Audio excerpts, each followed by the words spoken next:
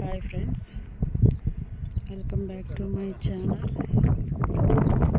అయితే HP gas company కప్పలేదు. Back side ఉన్న పొలాలు ఇవన్నీ. ఈరోజైతే అమావాస్య, అందుకని చూడండి ఫ్రెండ్స్, ఎంతమంది జనాలు వజ్రాల అన్వేషణకు వచ్చారా.